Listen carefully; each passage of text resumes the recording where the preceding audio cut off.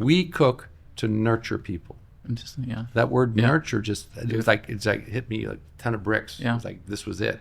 This is why I cook, and I am a nurturer. I realized I was a nurturer. Yeah. And so making that emotional connection to who you are and what you do was the moment that changed my life.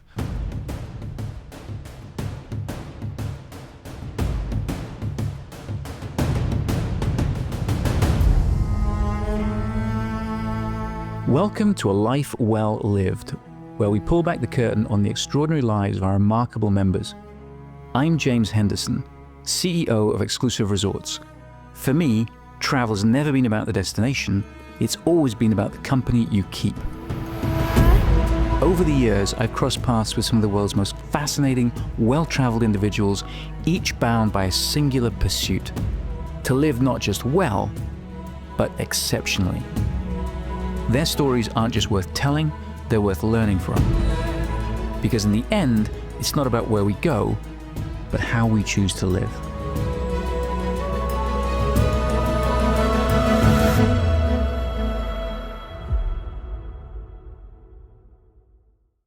In this episode, I'm honored to welcome one of the world's most celebrated chefs, Thomas Keller. With 7 Michelin stars to his name, Chef Keller has not only shaped the fine dining landscape, but also redefined what it means to create an unforgettable experience. From the French Laundry to Per Se and the Surf Club, his dedication to precision, hospitality, and mentorship has set a new standard in the culinary world. Today, we'll dive into his journey, the philosophy behind his craft, and the lessons he's learned about leadership, legacy, and the power of a great meal. So we first met, I don't really remember this, but we first met at Festival Napa. We were sitting on a table, very like this actually, very close. One of the things that really impressed upon me when we met was just the warmth and genuine sort of nature that you have. How do you think that sort of personal connection that you have translates into the dining experiences you create? Good question. I remember that evening. I think we were waiting for Shania Twain. Was that one? It was Trisha Yearwood, wasn't it? Something like Yearwood. Yeah. I think what we do in a fundamental level is connect with people emotionally. Mm-hmm.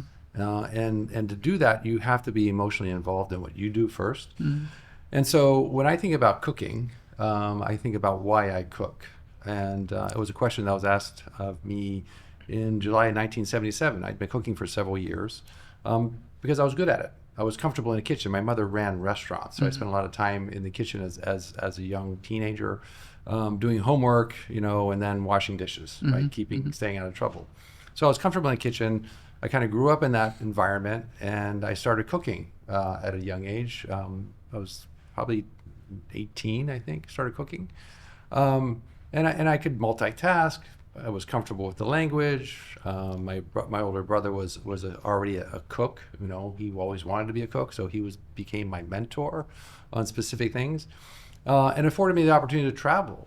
And so in 1976, a group of my friends and I decided we're going to go to Newport, Rhode Island for the bicentennial, right? The tall ships, right, were coming to Newport Harbor that year.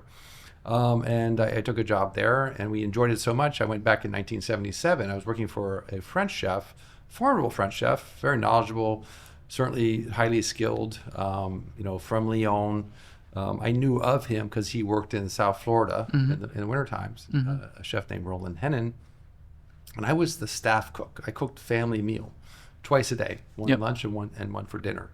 And it was the Dunes Club, which is a private beach club in Narragansett, and I was there and cooking for not just the kitchen team or the dining room team, but the lifeguards, the tennis pros, the maids, whoever was part of that group of people.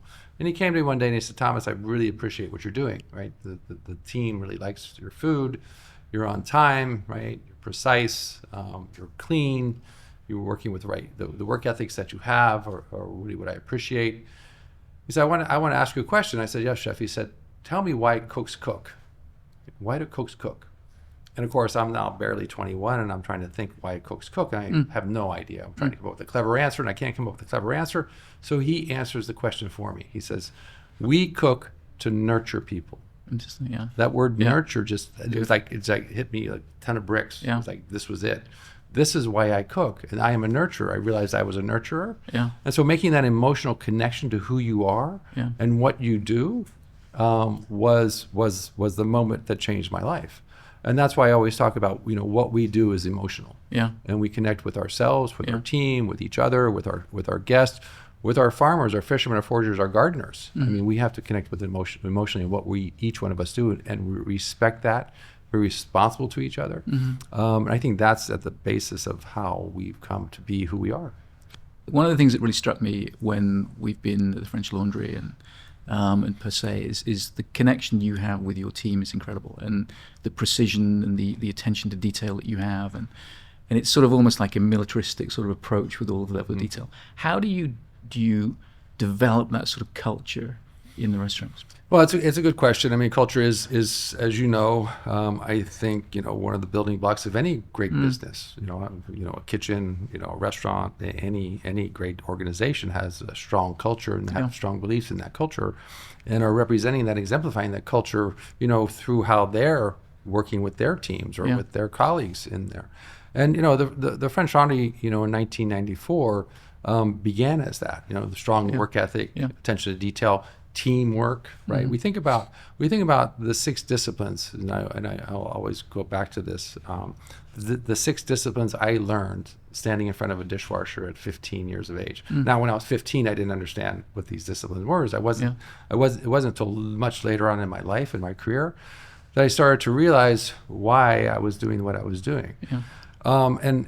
We have mentors throughout our career. My mother was my first mentor, so I'm always thankful for what she did for me, and her work ethic, her attention to detail, sense of awareness that she brought to my life and to my work, and that's a big part of who I am. But those 6 disciplines, were formed at the dishwasher, and again, my mother put me in front of that, so I learned how to be organized first, right? And that was important, right? Making sure that I was staying organized and making other people follow my organizational pattern. So you put the soup bowl, you put templates down on the drain board. This is where the soup bowl goes, this is where the salad bowl goes, this is where the entree plate goes. And so that when the servers are coming in, they are expected now to put those dishes in those specific spots so you can stay organized. So organization became key. And then the idea of efficiency, and when you're racking a dish rack with plates, right? Making sure that you have the right plates going in the right direction so that you can maximize the amount of space in that dish rack. So it's that level of detail. Right. And so you're thinking about that. I want to put 30 plates in here and to do this, and I want to put 3 different sizes. So how do I do that? So learning efficiency was important. And then critical feedback. And this is really important because critical feedback sometimes is not looked on today, right, by some of the younger generations as something that is important for them. But critical feedback is the most important element in our work. If we don't get critical feedback, how do we become better? And so, if I didn't rack the dishes correctly, if I didn't spray them off, correctly to remove some of the food that was on them, and I put them in the dish machine, closed the door, 45 seconds later, the dish machine opened, and there was still some that were dirty, right? That was the critical feedback. I needed to do a better job racking them, spraying them, preparing them to be washed. And so that critical feedback. And then the idea of repetition. You're doing the same thing over and over and over and over again. And as a cook, that's what we do. We cook every single day. So, embracing the idea of repetition. And I love that. You get really good at something that you do over and over and over again. I mean, there are stories and there's all kinds of studies about, 10,000 hours of doing something.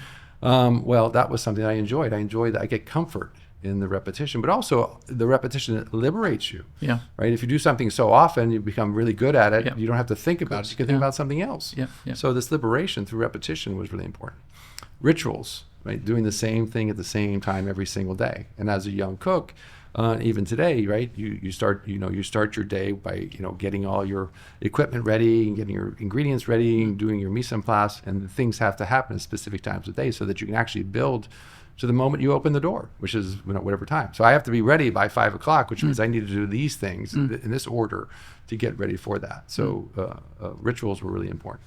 And then finally, teamwork. I learned standing in front of a dishwasher how important a dishwasher is. I mean, the cooks can't plate the food or cook the food if Yeah. they don't have the china or the cookware, Yeah. right, to make it.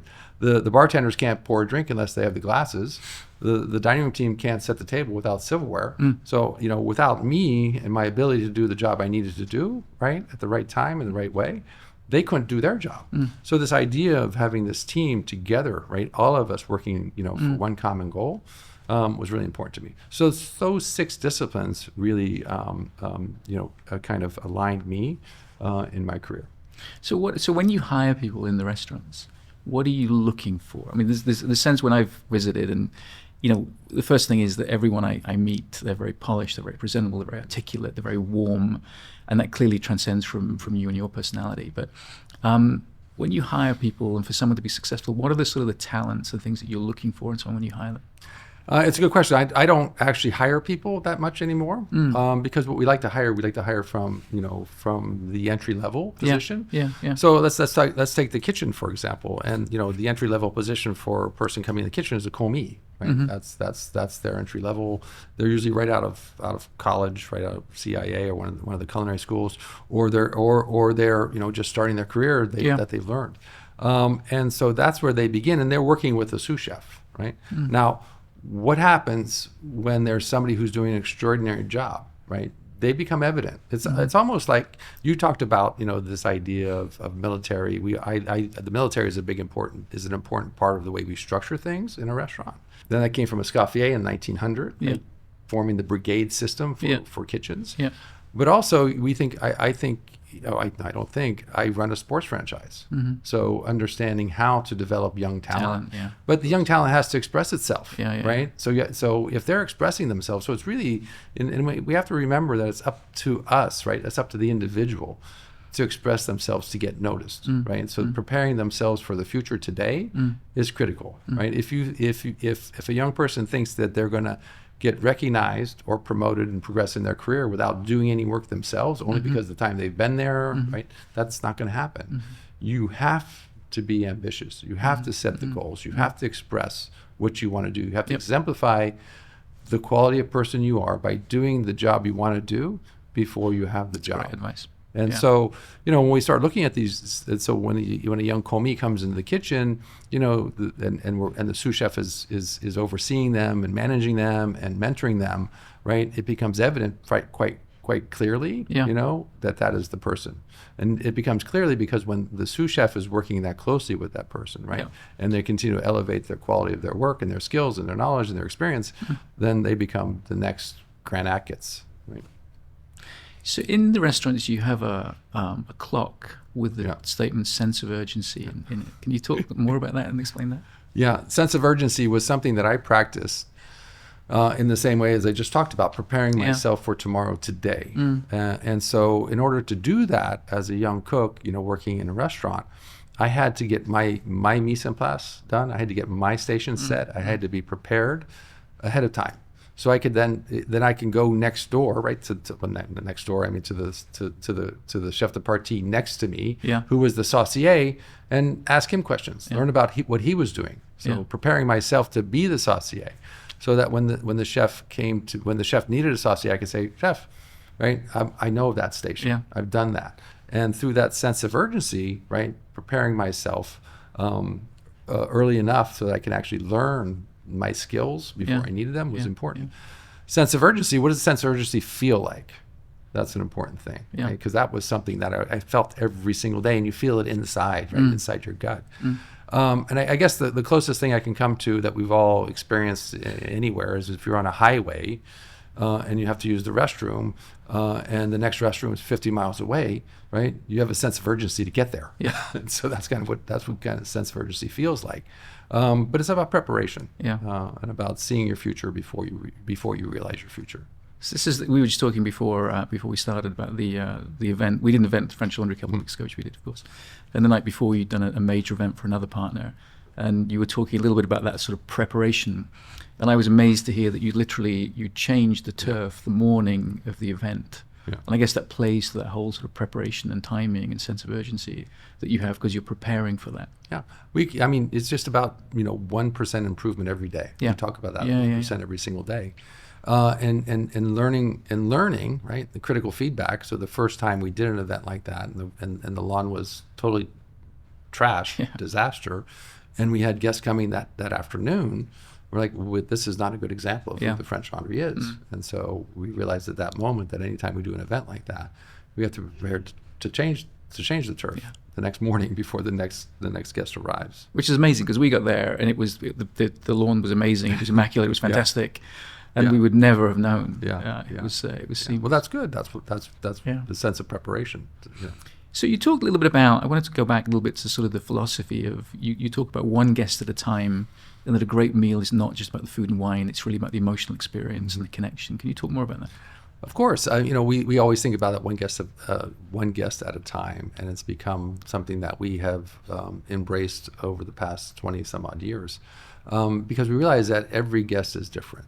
And the experience of an individual is going to be represented by what we do and how they feel about what we do. So again, reconnecting to that emotional moment with us, and because it's the French Laundry, or even per se, it's an extended dining experience. It's not like ad hoc where you're 45 minutes or an hour and 15 minutes, and you're kind of in and out.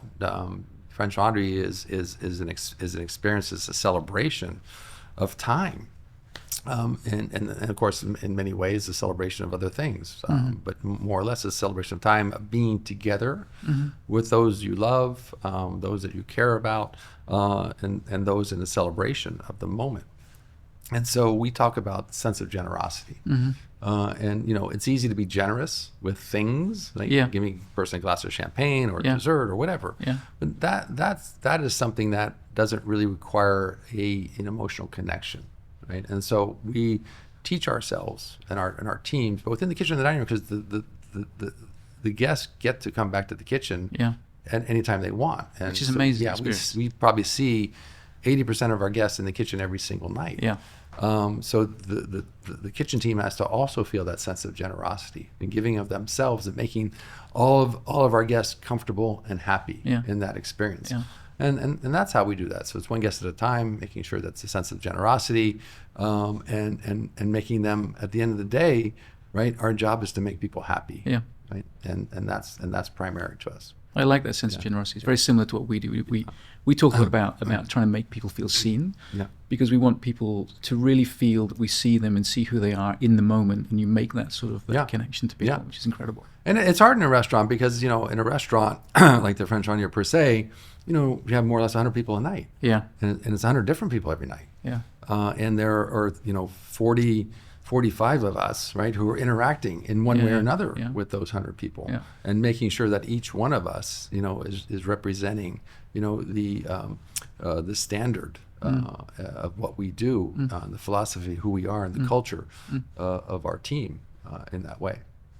So a hard question probably to answer, but if you, given the sort of all the years of experience that you've had, but do you have sort of, like, we're very much about sort of creating these unforgettable elevated experiences. Do you have any sort of favorite memories of an experience that you've had with a guest, or something like that sort of resonates, or something that you can that's been pivotal for you? I think one of my favorite memories is me being a guest. Oh, really? Yeah. And it was in your restaurant? No, it was at Masa Takayama. Okay. When Masa was still in Los Angeles. And one of my partners, had talked to me about Masa for many years, and finally had the opportunity to go. And it was, of course, it was upstairs. Wherever it was, 12 seats around hinoki wood sushi bar. Hinoki wood, as you know, is the typical wood that they use as sushi bars. And it's the wood is more or less sanded every night, right, to clean it. And I found myself just rubbing my hands over it, because the silkiness, the softness, the wavingness. It was just this very kind of sexy experience. You were just compelled to do that. It was just kind of your body and your mind just took you to there. It's very tactile. And then as the experience went on with Masa, you started to realize the interaction that he had with his food, and then the interaction with you. And one of the most pronounced, or one of the most amazing moments was that he had cut a matsutake mushroom in half, put it on the hibachi, and put a piece of parchment paper over it, right, to help it steam and cook at the same time. And if you were paying attention, right, if you were aware of what was going on around you, you started to realize that this parchment paper had started to change color, right, as it would, right, as it got hotter. Get, light brown, golden brown. And by the time he'd snatched the paper off of the mushrooms, right, and dropped it into the waste bin, you saw the silhouette of these mushrooms. It was like a piece of art. And then you got, then he served you the mushrooms. That's whole experience. That was just, those were kind of the memories, right?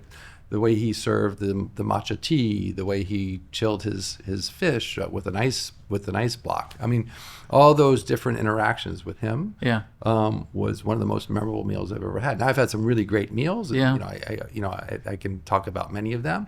But, just the interaction with the food, because you were there with him when he was preparing it. His stories about the food, right, and the way he treated it, and the way he treated you. To me, that was just, that was one of those moments that everything comes together in a dining experience. And so we have a different kind of formulation than Masa, obviously, but we always try to do the same thing. And that wasn't spurred by my moment with Masa, but the idea of being there for our guest, right, and being part of the extension of who we are, to make sure that when they leave the restaurant, yes, they've had a wonderful culinary experience, have a wonderful beverage experience, but more important, they have a memory, right? Because what defines success, right, is memories. And so when I look at that, I remember that time with Masa. That was such an extraordinary moment to me. When was that? That excited members. It was probably so he stayed with 27 years ago. Really? Yeah. So stayed with you for a long time. Yeah, and then you talk about, the financial commitment of these kinds of restaurants. It's like, I have no idea how much dinner cost. I mean, I paid for it, but I have no idea how much it cost. For the memory and if I did, and you start to appreciate that over 27 or 30 years, you go, that was an inexpensive memory given today that you still recount that. Right. At the end of the day, what do we have? At the end of the day, it's the memories. Yeah. Right? It's the richness of what we've done. Yeah. What we've experienced, and those who we've experienced with are the most important part of our lives. That's fantastic. Yeah. That's very cool, and you can feel that. I mean, visiting the restaurants. Well, thank you. I appreciate that. This is definitely. It feels very personal, and there's an incredible personal touch. Well, thank you. It's hard to do. I mean, I have now 7 restaurants in 4 different states, and I'm always feeling somewhat neglectful, because I'm not there all the time. Yeah. When I leave the French Laundry, it's almost like I feel a remorsefulness because I'm leaving, and it's I almost want to cry because I'm leaving this team behind. Yeah. But then I get, I arrived here at Surf Club. Yeah. And it's a whole new team, right? And this is part of my world. These are part of my team, and I want to make sure that I'm representing myself and them and connecting with them in a very emotional way, because I want this to continue. And so we struggle. I'm not sure my colleagues struggle, but I certainly struggle with the idea of leveraging and extending our brand. Oh, you do? Yeah, because it is an emotional thing. Yeah, and it's hard to teach that. Yeah. Right? You have to bring in people who already have that feeling, right? I mean, either you're in the hospitality profession or you're not. It's hard to teach hospitality because it's such an innate, such an emotional part of who you are. Yes, you can teach somebody how to do anything, but to realize the connection that they need to have internally and with others, you can't teach that. That's who you are. That's your DNA. Yeah, absolutely. So French Laundry this year is 30 years, I think. It is. And well, actually, it's 47. 47 when was it? Sally Schmidt. Sally and Don Schmidt opened it. Yeah. But the restaurant under me is 30 years old. Yeah. Did you have any sense when you started out? It was 94, I think, that you started out that you would be as successful as you are today? No, it's hard. I don't know if anybody who's successful would say when they started that they were going to be successful. Yeah. I was born at the right time. Right, 1955, and this, when the movement of culinary culture, was rising. Yeah. I was at that point, right? And you think about history, you think about the Industrial Revolution with the Rockefellers, the DuPonts, they were all born at the same time. They realized that during the Industrial Revolution, they became who they were. I mean, you think about the computer age, right? Gates, Dell, right? Ellison, they're all born at the same time, right? And they realized their goal because of when they were born. Yes, who they were, of course, their knowledge, their experience, but and also their entrepreneurial, kind of spirit. And I think when I think about chefs, American chefs, of my generation, right, which is the first generation of American chefs. I mean, we had some great chefs before, but most of them came from France or Germany or Switzerland. We had some great restaurants. But, you think about the American chef, I'm part of that first generation of chefs. And I consider people like Jean-Georges Van der Richten or Daniel Boulud, who are French, obviously, to be a part of that American cultural revolution in food, because they were here that time as well and grew up in our country and helped formulate and evolve our culinary culture to what it is today. So it's important to remember that, when we came to being, when we started to think about it, and we had these opportunities to explore this profession, it really became a profession, right? But remember also that in the late 60s, the Labor Department recategorized what cooks do. We were considered domestic help. Oh, is that right? Right. Yeah. Until the late 60s. Yeah. And when they actually turned it into more or less not a profession, but yeah.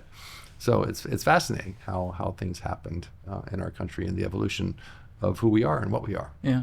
How do you think that? So as you look forward, I mean, 30 years now with the French Laundry, you look forward. Clearly, you've made an incredible impression on the lives of many people that have been part of your restaurants and your organization. You've mentored a lot of young chefs that have gone on to do incredible things. How do you sustain that legacy? How do you look as you look forward? How do you do that? That's a really good question. Legacy is a really good question. So, what is legacy? Right? Legacy is you impacting generations, into the future. Yeah. And when I think about legacy of chefs that impacted me, I think about Escoffier, I think about Ferdinand Point, I think about Jean-Louis Paladin. Those are and Paul Bocuse. Those are kind of the four chefs that I would call, part of the legacy in my career, and learning about them. I think legacy is much different today for younger generations. I don't think it reaches back as many generations as I look at, right? And just because of all of the knowledge and the opportunity to have that information today, right? Through internet, through Google, through these different things. So I'm not sure. I mean, legacy is defined by others. Not by you, right? So what will my legacy be? I have no idea. I think I'll just go back. I go to work every day trying to do a better job than I did yesterday, and hopefully impact people in a positive way, give them memories, give them tools, give them instructions, give them a path forward. I think that's if I leave it at that, I'm happy. And if someone if someone's talking about me 100 years from now, then that'll be the legacy. That's your legacy. Whatever they're saying. So when you said a few months ago, when you leave the French Laundry and you come here, you feel that you've sort of been neglectful a little bit when you go.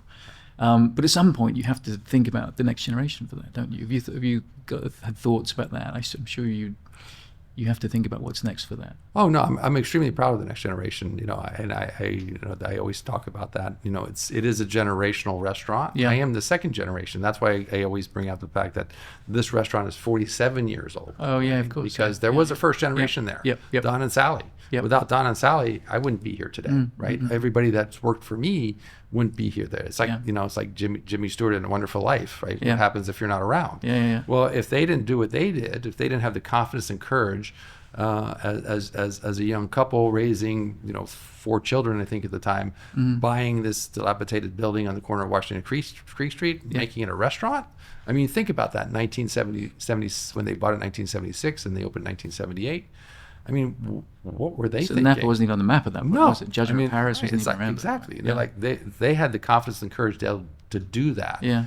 And to stay at it, and develop a restaurant that was well known around the country. Yeah.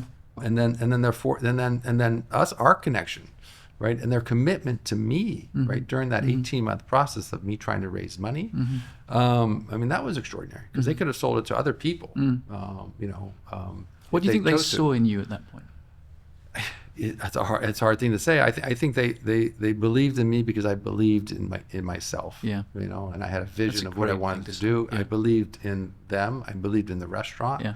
And I think we just, our first meeting, we just bonded, right? Yeah. We had common goals. Yeah. Right? They wanted to make sure the French Laundry was going to go to somebody who cared about the French Laundry, who cared about Yountville, cared about what they did, cared about their history. Yeah. And Don and Sally have always been part of that history of the restaurant. We talk about them still today. Yeah. The importance of what they did that allowed me to do what I do, and the importance of what I do, allowing the next generation to do what they're going to do. Yeah. So I am the kind of person that thinks about three things when we're talking about our team, right?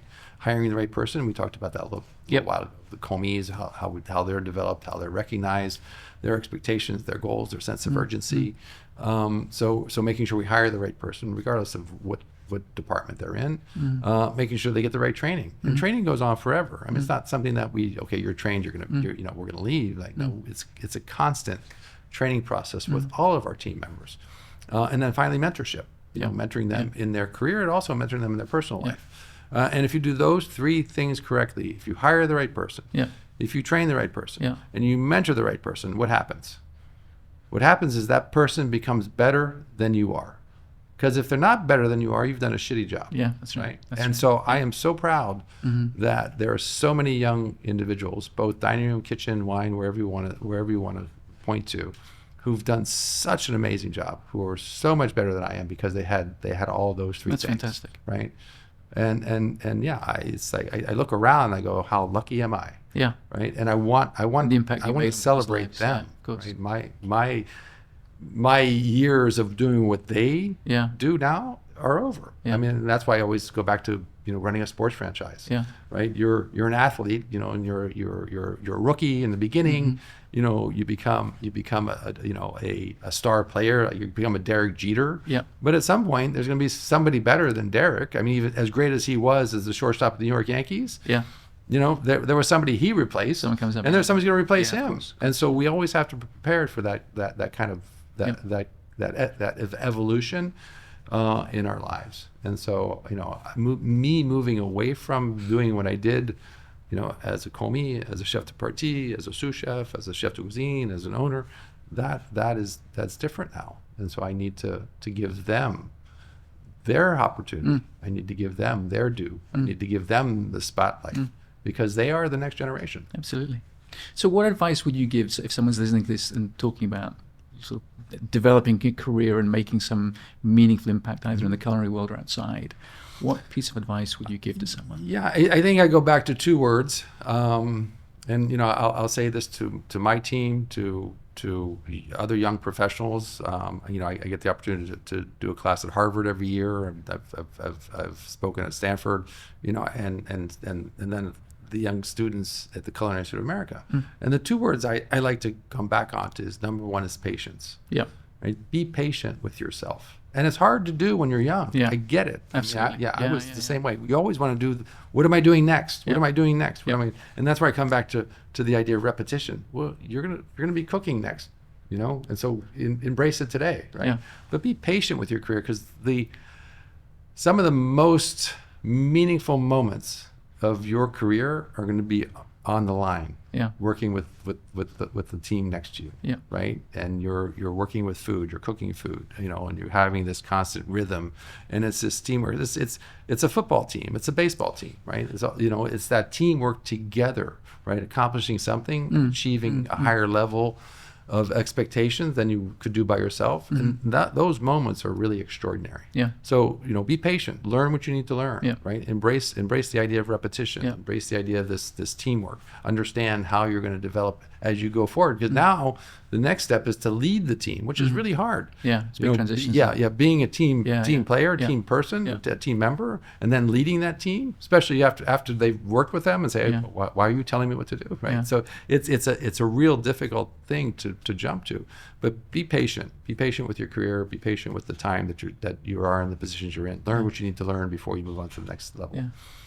And then persistence. Yeah. Don't let anybody ever tell you can't do something. Yeah. I sit here today talking to you because of that persistence. Yeah. Right. I never let anybody tell me I couldn't do it. Right. And I was challenged and failed many, many times, but I believed in myself. Yeah. If I continue to try, continue to persevere, I could succeed. And I'm an example of that. I think it's a great thing to say. I always I'm fascinated by people's stories and where they come from, what they've done. I think the one thing that I always hear, it's that persistence, it's tenacity, it's grit, it's never giving up. Yeah, and I never think, giving up. and that's what I think is about success. I mean, it's not necessarily about people being the smartest people in the room. It's having that focus and that grit and that tenacity. Yeah, there's a couple words that I kind of disagree with. One is passion. Yeah. Because we talk about passion a lot, right? And young people talk about, I'm really passionate, chef. Yeah. I go, okay, well, that's really good, but are you going to be passionate every single day? Yeah. Well, no, you can't be, right? I mean, the asparagus comes in every springtime. We see beautiful asparagus. And for the first couple of weeks, we're like, oh, this is great. Really passionate about working with asparagus. But 3 weeks later, and you're peeling asparagus for the 21st day, right? You're going, I'm not so passionate about it, right? So what is it that I'm looking for? I want passion. I want you to be passionate, but passion ebbs and flows. We all understand that. We have to accept the idea that there are times in our lives where we're more passionate about something than other times. Yeah. Now the passion can return, as I explained with asparagus, it's seasonality. But what I want is somebody who has a strong desire. Yeah. Right. Because desire to me burns inside your gut. Absolutely right. I every single day, I want the desire to drive them. Yeah. Right. Yeah. Whether you're tired of peeling asparagus or not, the desire to do the job correctly is what I want. Yeah. So desire always trumps passion. So looking forward, what are you most excited about? What's next? That's a good question. I think that what most excites me the most right now is continuing to develop the team, right, to understanding and I don't want to say being surprised, right, by the evolution of the restaurants and what we're doing, but what the teams are doing. We have Cornelius Sir here, right, who's our new chef de cuisine at Surf Club. Hails out of Germany, worked with Dukas, Von der Richten. She has a great resume, and she came to work with us because she believed in what we do. Yep. Right? I mean, she's a talented young lady who can go in many different areas, but she came to us because she believes in what we can do. So I have to make sure that I'm representing what she came for. Yep. And so for me, that's the exciting part, is to make sure that I'm elevating the quality of her experience to what I can do, right, in my position, to make sure that she has what she needs, who she needs, when she needs it. And I start to look at the other different chefs around the country, right, that are working with me. Chad Pagali in New York, Ara Joe, who's our new chef de cuisine in French Laundry. Yep. These are wonderful young individuals who represent the next generation of culinary professionals, and setting the example for them so they can set the example for others is important. And that's a legacy. And also what excites me is the fact that they'll leave. Yeah, everybody leaves. Yes. Right. And we all have to get comfortable with that. Yeah. And appreciate that. Yeah. I remember talking to Bob Sutcliffe, who was my attorney when we were putting together the deal for the French Laundry, and for some reason he said that to me one day. He said, Thomas, everybody's going to leave. Yeah. And I was kind of surprised. Like, what does that mean? Yeah. Well, it means that everybody will leave, including me someday. I will leave someday. Yeah. Right. It's just inevitable. And what we want them to do is when they leave us, we've given them, the culture, the philosophy, the skills, the knowledge, the experience, right? The talent to go somewhere else, right? And to exemplify that in another restaurant and elevate the quality and the standards of our profession. Because it's not just about our restaurants. We have done what very few other countries have done in such a short period of time, is elevate our entire profession. And when I think about our profession, it's not just us as cooks or us as servers or us as sommeliers or what we do in the restaurant, but all of those individuals are part of our profession. Yeah. When you think about the hundreds of people that are part of our profession, the different disciplines, different dynamics, different businesses. Just think about our linen company, right? Who has to press our linen every single day, right? That's an important thing. The people who bring us our food, our fishermen, our foragers, our gardeners, and our farmers around the world. These are really important people to us. So this gives us the opportunity to continue to bring the level up. And you think about what's in a grocery store today. Everything that's in a grocery store today is because of a chef. Right? When I grew up, we had hardly any, and the produce section was tiny. Right? Yeah. If you asked for herbs, they would send you to the Spice Island, aisle. Yeah. You go into a grocery store today and you see not just fresh tarragon, but you see a whole array of different fresh herbs. Now, why is that so? Because a chef somewhere, sometime in America, got fresh tarragon. Somebody came to experience the fresh tarragon, a guest, right? And loved the fresh tarragon, went to their grocery store and said, can you get me fresh tarragon? And the produce guy said, maybe, let me try. And all of a sudden, that kind of movement, right? That snowball effect has resulted in what we have today in our grocery stores. It's changed so much when you look back over the last 10 years and even 15 years. How much food or is 30 years or 40 years. The other country that we have paralleled is the UK. Right. You think about the UK, 50 years ago, from a food cultural point of view, they were known for what? I mean, boiled beef, right? That's right.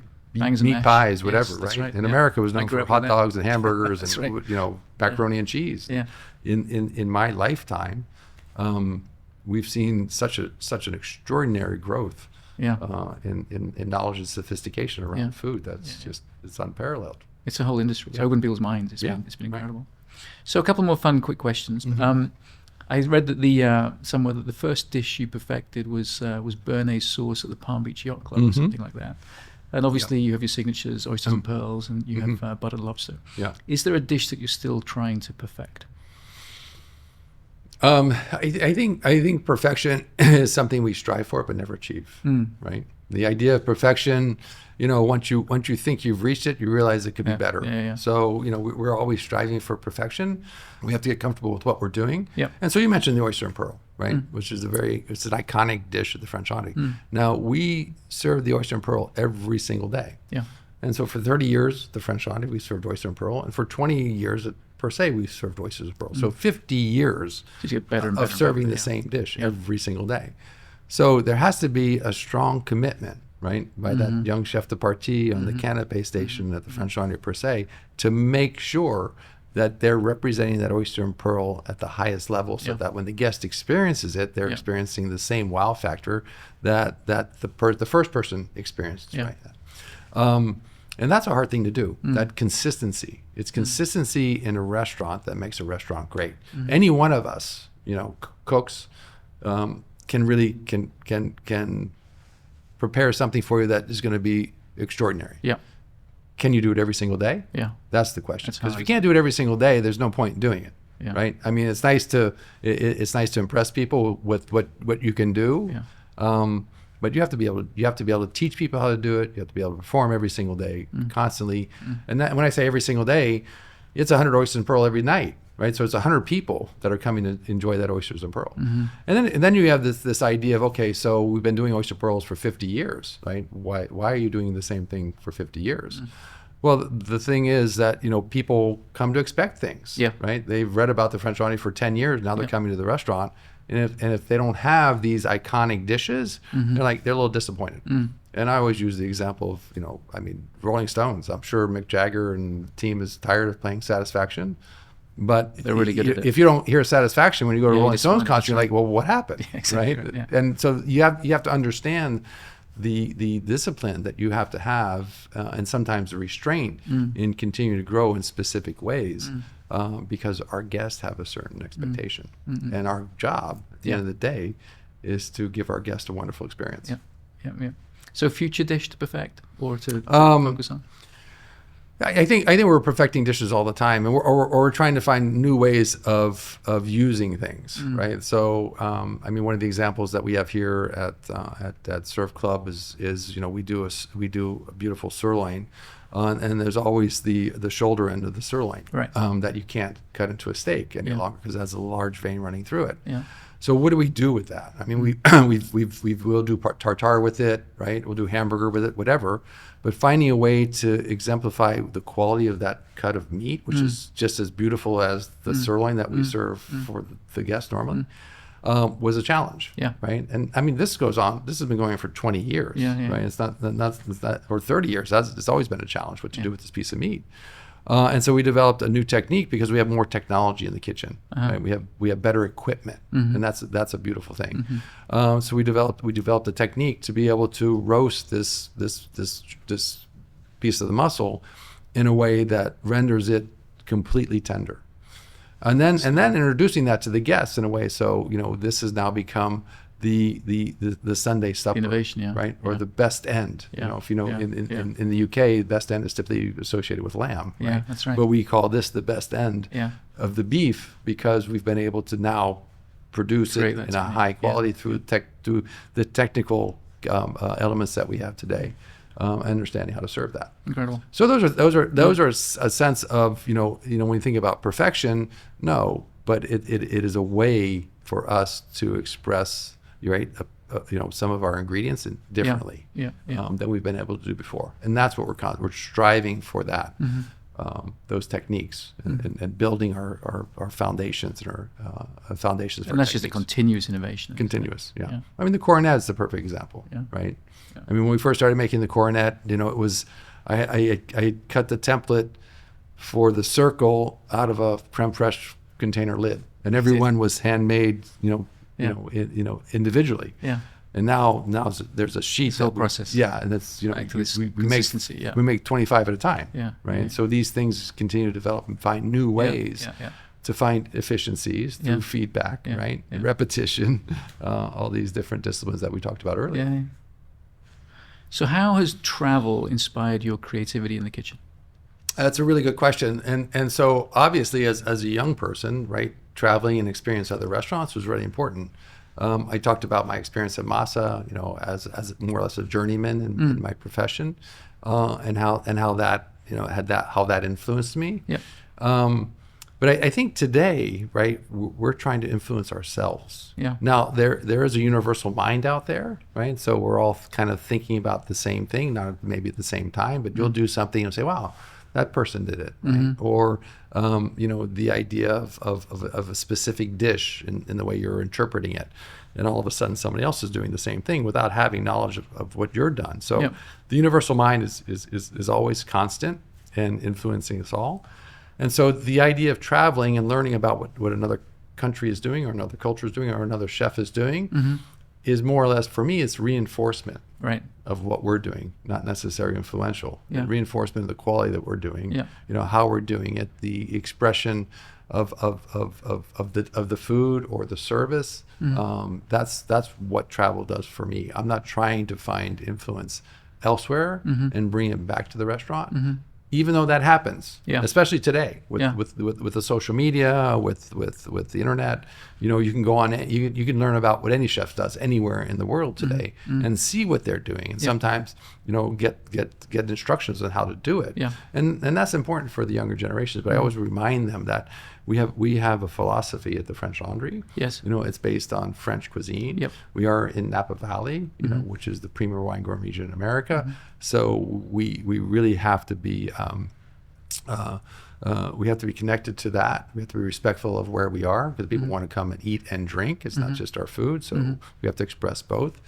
And we want to make sure that we're able to do that in a consistent way, but in an elevated way. Yep.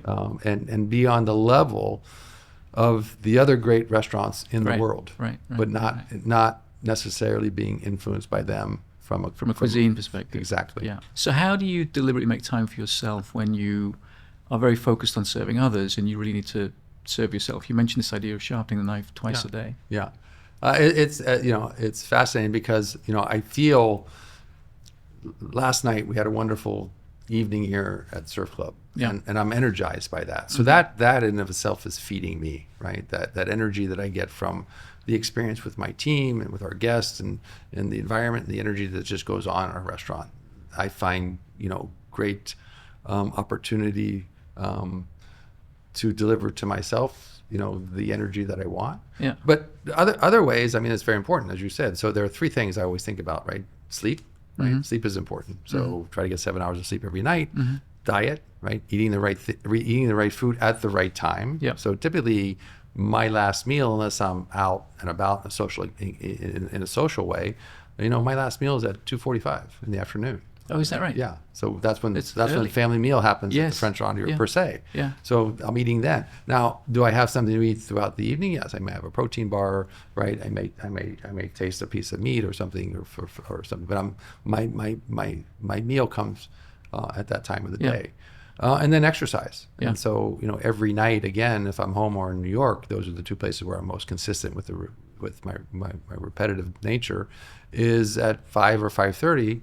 I'll take an hour and a half out. I'll go to the gym and do my workout. And you're consistent with that? Consistent with that, yeah. And then as we talked about sharpening the knife, I've recently taken up, TM, transcendental meditation, and that's twice a day. So when I wake up in the morning, it's, 20 minutes, of meditation. And then typically before I go to the gym or after the gym is 20 minutes of meditation. And this is something you recently started, you said? About a year and a half ago. Has that made a big difference for you? I think so. Yeah, I think so. I mean, it's created a calmness in me.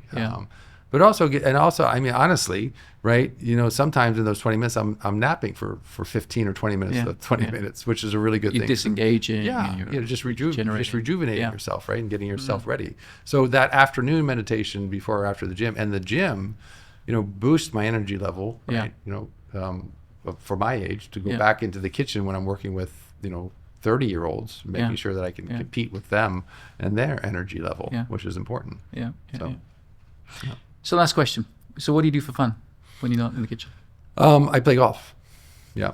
It's something that I love because, number one, it really takes a specific amount of time, 4 hours, 4.5 hours. So I have to focus on something other than cooking or other parts of my life. And completely, immerse myself in the process, right? And that's a beautiful thing. It's like cooking, right? It reminds me of that. There are so many similarities.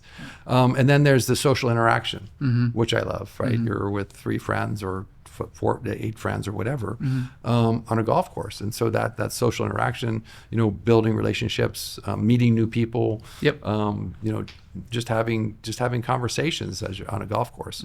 And that's that social interaction I love. The history of golf I love, right? I mean, you're walking on Pebble Beach, which was open 1918, and how many people walked through that on that walk?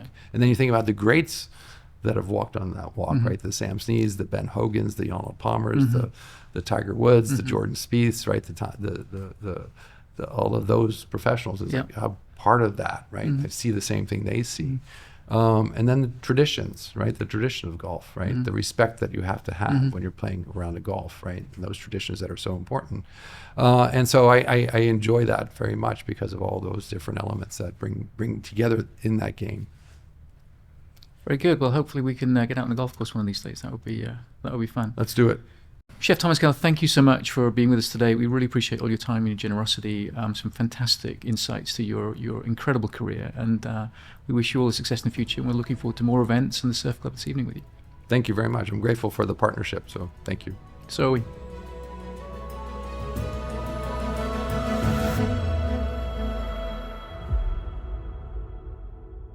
Stories like this are a window into what makes the Exclusive Resorts community unlike any other. Filled with members who live with intention and travel without compromise.